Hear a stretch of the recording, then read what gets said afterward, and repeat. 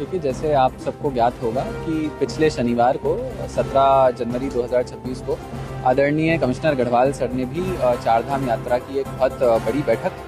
ऋषिकेश में ली थी, जिसमें सारे जिलाधिकारी और कप्तान साहब सभी गढ़वाल के सभी जिलों के वहाँ पे उपस्थित थे। और कमिश्नर गढ़वाल महोदय द्वारा हमारे को निर्देश भी दिए गए थे कि अपने अपने जनपद की यात्रा को किस तरह से अब आगे की संचालन की तैयारी करनी है, उसके बेसिस पे आज हमने ये बैठक करी है।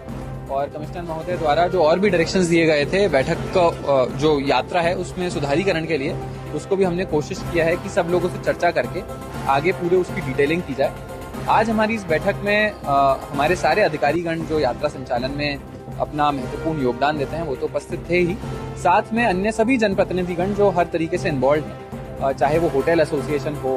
चाहे डंडी कंडी एसोसिएशन हो, चाहे घोड़ा खच्चर एसोसिएशन हो, चाहे टेंट जो लगाते हैं उनका एसोसिएशन हो, या फिर ट्रैक रूट पे जो इतनी सारी दुकानें लगाते हैं उनका एसोसिएशन हो, सभी एसोसिएशन के जनप्रतिनिधि गणों को हमने यहाँ पे इनवाइट किया था। और सभी रिप्रेजेंटेटिव्स को पिछले वर्ष की जितनी भी यात्राएं हुई हैं उसमें उनको किस तरह के इश्यूज आए थे, किस तरह के चैलेंजेस आए थे, और उसके बेसिस पे यात्रा को सुधारीकरण के लिए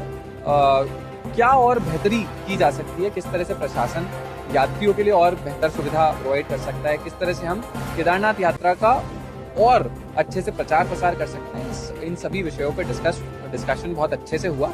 और सभी अधिकारियों को भी हमने निर्देश दिए हैं कि on the basis of this discussion आगे की किस तरह से तैयारी करनी है, उसके लिए समयबद्ध तरीके से अपने अपने विभाग की कार्रवाई करना सुनिश्चित करें। क्योंकि ये पहली बैठक थी